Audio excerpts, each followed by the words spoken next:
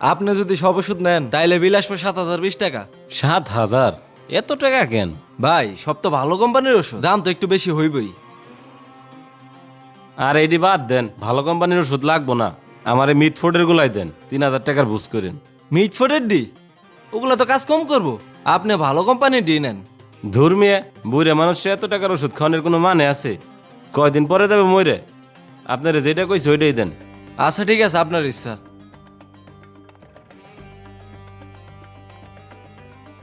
যাক, রায়হান তো 7,000 টাকা পাঠাইছিল, 4,000ই মাইরে দিলাম।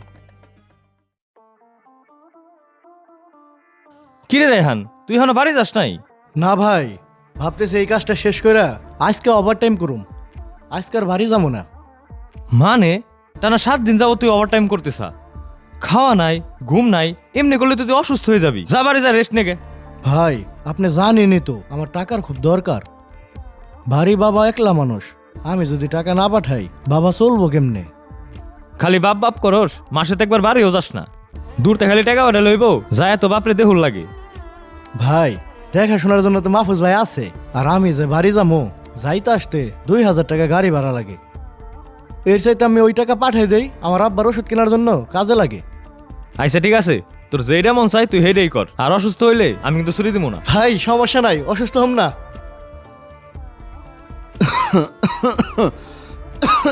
কাকা, তোমার লেগে এই যে ওষুধ নিয়েছি। মাহফুজ, তুই আইসোস? তুই না থাকলি যে আমার কি হইতো? তুমি তো আমার রক্তের চাচা, তোমারে তো আর আমি ফেলাই যায় পারি না। কিছু মনে করো না, একটা কথা কই। কি কথা? তোমার পালক পোলা রায়হান তোমার তো খোঁজ খবরই নেই না। বড় মুখে কয়ে গেল যে সব খরচ দিব, কই এখনো তো টাকা পাঠাইলো না। এই যে আমি নিজের টাকা দিয়ে 7,000 টাকার ওষুধ নিয়ে এলাম। ও তো অনেক ব্যস্ত থাকে। এই মাসে মনে হয় ওর কাম ভালো যায় নাই, এই জন্য মনে হয় টেহারা পাঠার পার নাই। তুমি তো তোমার পালক পোলার দোষী দেহ না। এনে তুমি একলা মানুষ, আমরা খাইটে মরি আর ও শহরে বসে আয়েশ করে। থাক গে বাজান, তুই রাগ করিস না। আমি তোর কাছে মাপ চাই, আমারে পালতে তোর অনেক কষ্ট হয়ে যাইতেছে। থাক, মাপ চাওয়া লাগবো না। আর পুটির মা তো খাওন দিছি, খায় ওষুধটি খায় নিও। ঠিক আছে বাবা, তুই রাইতে একটু আসিস। আচ্ছা।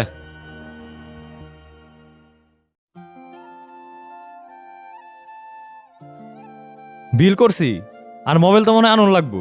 হ ভাই, মোবিলের সাইডটা আছে, আমি নাবিলরে পাঠাই দিবানি। আচ্ছা, জামাল আনার কালকের মধ্যে আনা, পরশু তো আমরা সবাই হাওড়ে যাইতেছি। আর ভালো কথা, তুই নাকি এখনো চাঁদা দেশ নাই, মাত্র 1,000 টাকাই তো, চাঁদাটা দিয়ে দে, আর বাকি টাকা তো আমরা গ্যারেজ থেকে দিতেছি। ভাই 1,000 টাকা আমার জন্য অনেক টাকা। এই টাকা দিয়ে আমার বাপের 2 দিনের ওষুধ হয়ে যায়। আপনারা তো পরশু দিন পিকনিকে যাবেন, আমি ভাবতেছি আমি গ্রামে যাবো। কতদিন বাপটারে দেখি না, বাপের জন্য আমার মন কান্দে।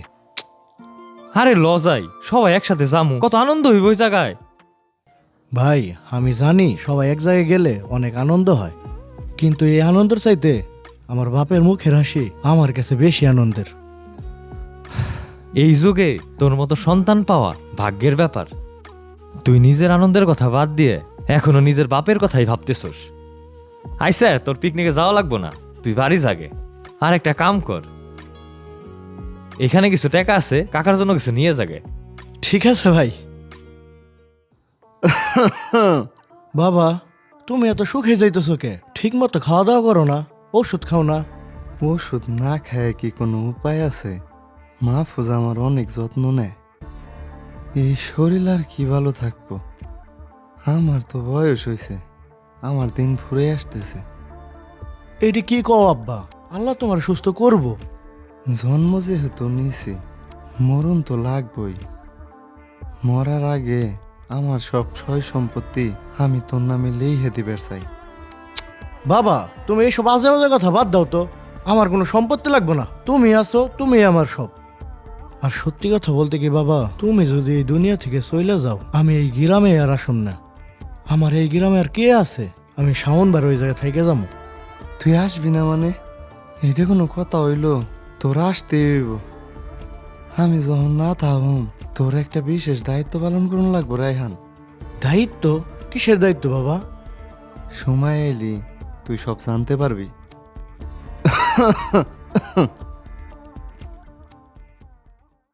উকিল সাহেব আমি যেমনি কইছি আপনি অমনি কইরে দিন। আচ্ছা ঠিক আছে, একটু সময় লাগবে, আমি করে দেব। কাকা এই উকিল আইছিল কি করবে? উকিল সাহেব তো আমার পরিচিত, তাই আমারে দেখতে রাইছিল। আমারে মূর্খ ভেব না চাচা, আমি কিন্তু ভাত খেয়ে বড় হইছি। তোমার দেখভাল করি আমি, তোমার রক্তের উত্তরাধিকার আমি, এই কথাটা কিন্তু ভুলে যাও না। রাগ করিস না বাজান, কিরা আমার জন্য কি করতেছে সেটা তো আমি জানি। তুমি তো সব বুঝোই, কিন্তু টান তো তোমার সব পালক পোলার দিকেই। তুমি যদি ভাইবে থাকো তোমার পালক পোলারে সব লিখে দিবে, তাইলে কিন্তু কাজটা ভালো হইব না।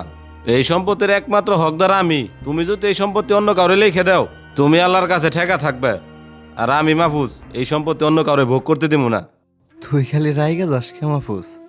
সম্পত্তি তো সম্পত্তির জায়গায় থাকবো। মানুষ মরে গেলে কি সম্পত্তি সাথে করে নিয়ে যায়? যার যতটুকু প্রাপ্য সে পাইব। তবে আমার একটা শেষ ইচ্ছে, আমার কবরটা ওই পশ্চিম মোড়ের জমিতে দিস। তোমার কবর আমি পশ্চিম মুড়ে দিবানি, সমস্যা নাই, কিন্তু আমি যেটা কইলাম ওইটা মাথায় রাখো।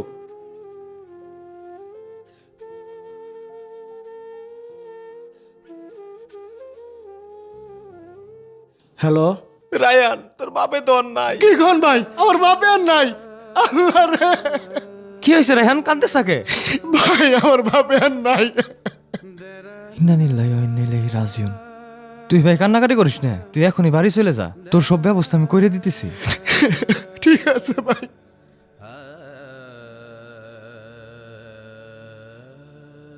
মাহমুদ ভাই, আমার বাবা গো। এ আইছে নবাবের পুত, কাকারে কোন বেলা মাটি দিছি, এখন তার আসার সময় হয়েছে। ভাই এত দূরের পথ, আমার আসতে তো একটু সময় লাগবেই, আমার জন্য একটু দেরি করবেন না? তাই এখন আর কোনো কান্নাকাটি করিস না, সব কিছু তো হয়ে গেছে, তোর আর কোনো কাজ নাই, তুই চলে যা। ভাই চলে যাবো মানে? আব্বা মরার আগে আমার বইলে গেছিল আমার নাকি বিশেষ একটা দায়িত্ব আছে, ওই দায়িত্ব তো আমার বুঝে নিতে হইব। এ আইসা আমার দায়িত্বওয়ালা, বাপ বাঁচা থাকতে তো কোনোদিন দায়িত্ব নেস নাই। এখন কিসের লেগে আইসা ওইটা আমি বুঝছি, সম্পত্তির লোভে আইসা। একটা কথা মনে রাখিস, তুই হলো শামীম চাচার পালক পোলা, আর আমি হইলাম আপন রক্তের ভাইস্তে। শামীম চাচা যা কিছু রাইখে গেছে সব সম্পত্তির আইনগত মালিক আমি, তুই একটা কানা করিও পাবি না, তুই যা চইলে। খবর তো শুনলাম, তোমাকে দুইজনের তো একসাথে পায় ভালোই হয়েছে। যাক উকিল সাহেব আপনি আইছেন ভালোই হয়েছে। ওরে বুঝান এই জমির একমাত্র উত্তরসূরি কেরা? আরে মাহফুজ তুমি থামো, শামীম মিয়া বাঁচা থাকতে উইল করে দিয়ে গেছে, আর এই উইলের ভিতরে সব সমস্যার সমাধান। কত মানা করলাম, ওইলে কি লেখা আছে ওরা শুনান তো। উইলে লেখা আছে শামীম মিয়া তার সকল অর্থ সম্পত্তি তার ভাতিজা মাহফুজের নামে লিখে দিয়ে গেছে। দেখছোস, আমি তোর আগেই কইছিলাম রক্ত কখনো পর হয় না। চাচা সবকিছু আমার নামে লিখে দিয়ে গেছে। দাঁড়াও মাহফুজ, পুরাটা শোনো। শামীম মিয়ার ওই পশ্চিম সাইডের 1% জমিটা তার পালক ছেলে রায়হানের নামে লিখে দিয়ে গেছে। ওই পশ্চিম সাইডের 1% জমি, ওইখানে তো কাকারে কবর দিছি, ওই জমিটা আবার ওরে লিখে দিতে গেছে কে? কেন লিখে দিয়ে গেছে তার সবকিছুর উত্তর এই চিঠির ভিতরই আছে। শামীম মিয়া মরার আগে তোমাদের দুইজনের জন্য এই চিঠিটা রাইখে গেছে। কি লেখছে একটু পড়ে শোনান তো উকিল সাহেব। তাইলে শোনো। আমার প্রিয় সন্তানেরা, যখন এই চিঠিটি পড়া পড়া হইতেছে তখন হয়তো আমি এই দুনিয়াতে নাই, কিন্তু মরার আগে আমি না সবকিছু জাইনে গেছিলাম।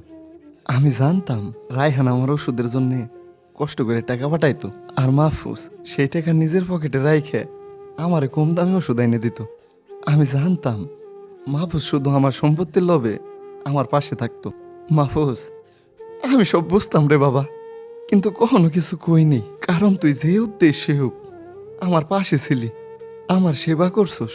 তোর কাছে এই দুনিয়ার মাটির মূল্য অনেক বেশি, তাই আমার সব সম্পত্তি আমি তোরেই দিয়ে গেলাম। আর বাবা রায়হান, তুই আমার নিজের সন্তান না হয়েও আমার জন্য যা করছস তা কোনো আপন সন্তানও করে না। তুই নিজের আনন্দ সুখ সবকিছু বাদ দিয়ে সবসময় আমার কথাই ভাবছস, আমার জন্য কত টাকা পাঠাইছস, কিন্তু কোনোদিনও আমার সম্পত্তির কথা জিজ্ঞাস নাই। তুই আমার জন্য যা করছস শুধুমাত্র ভালোবাসা থেকে করছস। আমি জানি তোরা আমার সম্পত্তির দরকার নাই, তবে তুই তো বলছিলি আমি মরে গেলে তুই আর গ্রামে আসবি না, তাই আমার কবরের জমিটুকু তোর নামে দিয়ে গেলাম রায়হান। আমি জানি আমার কবরের মায়াই হইলেও তুই মাঝে মধ্যে আসবি, আমার কবর জিয়ারাত করবি। তুই আমার আসল সন্তান রায়হান। রক্তের সম্পর্কে না হইলেও ভালোবাসার সম্পর্কে। কেউ দুনিয়াতে না থাকলে তার শেষ সম্পত্তি হইল কবর, আর আমার এই শেষ সম্পত্তির দায়িত্বটুকু বাবা রায়হান আমি তোরে দিয়ে গেলাম। ভালো থাকিস তোরা দুজনেই। তোদের বাবা। বাবা